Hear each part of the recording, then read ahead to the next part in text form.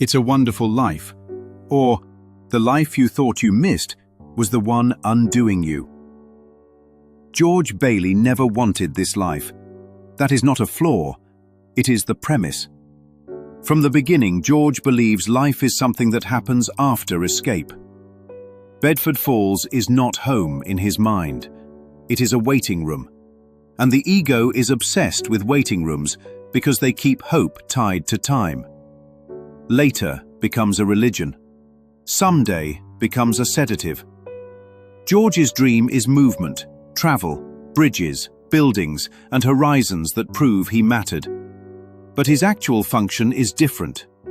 His function is interruption.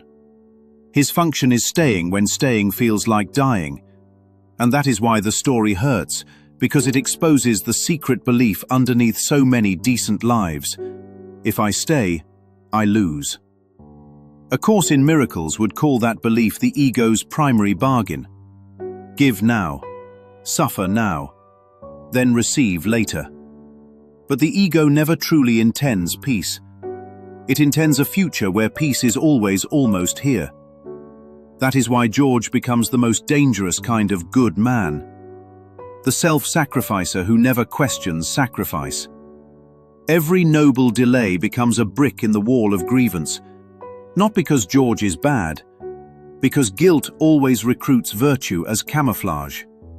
This is where Uncle Billy and Mr. Potter stop being characters and become mechanics.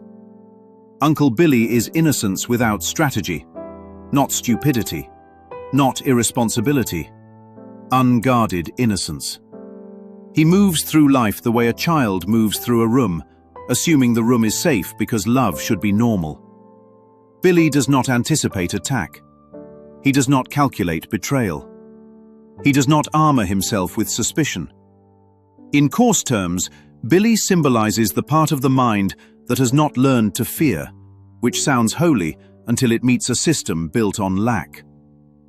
Clarence's frustration with Billy makes sense here, not as moral judgment, as spiritual physics.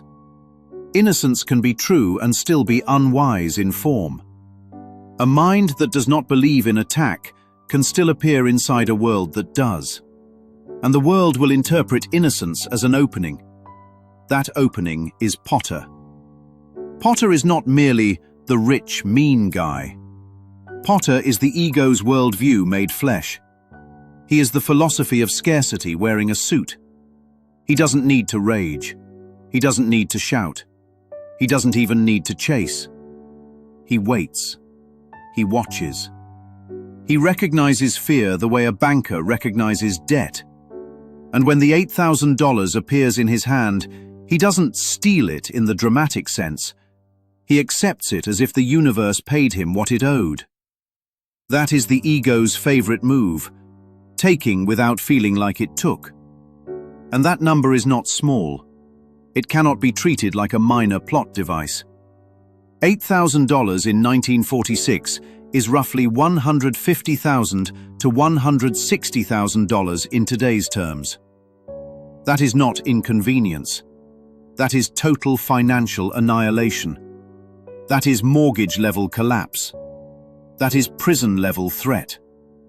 That is the kind of number that makes a decent man feel hunted by the universe. So George is not flipping out over mere $8,000. He is staring at the destruction of the entire structure he has been holding up with his body and willpower. And here is the deeper layer that makes Potter so chilling. Potter doesn't only take money. He takes meaning. He takes trust. He takes the sense that goodness is safe. He turns life into a lesson that says, look what happens when you're open. That lesson is the ego's catechism. Because once the mind believes openness is dangerous, it will imprison itself and call it maturity. Then comes George's breaking point. I wish I'd never been born is not just despair. It is identity fatigue. It is the moment the mask can no longer hold the guilt underneath. It is the moment the ego's heroic narrative collapses under its own weight. So Clarence does not fix circumstances.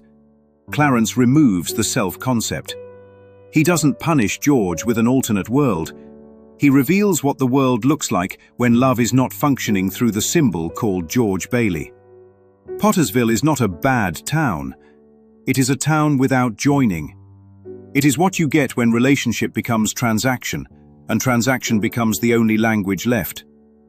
This is why the alternate timeline is not about proving George's importance.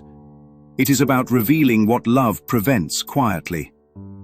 Where love withdraws, fear doesn't rush in. Fear is simply uncovered. Then the miracle happens, and it happens in the exact way the Course insists miracles happen. George returns, and nothing in form is corrected. The debt remains. Potter keeps the money. Uncle Billy is still Uncle Billy. The world does not apologize, and yet George is reborn. Because the judge inside him is gone. Salvation is not the rearrangement of the town.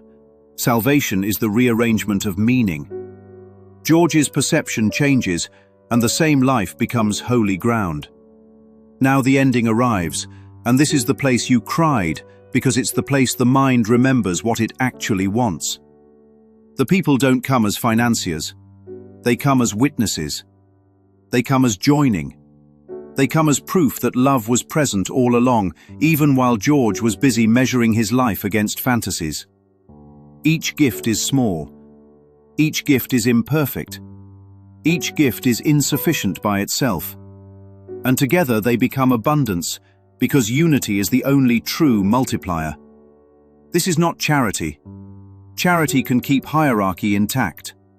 Unity dissolves hierarchy. Unity says, what is mine is yours because there is no mine and yours in love. That is why the moment breaks the heart. Because it is what the ego has been postponing with later. George doesn't cry because he is saved by money. He cries because he realizes he was never alone, only mistaken about what life was for. The bell and the wings are sweet symbolism, but the real symbol is the room full of people. That room is the answer to Potter. Not revenge, not reform. Joining. Potter represents the thought system of separation. The town represents the collapse of that thought system through shared love. And George Bailey stands in the middle of it, finally seeing the truth. The life he thought he missed was not a failure.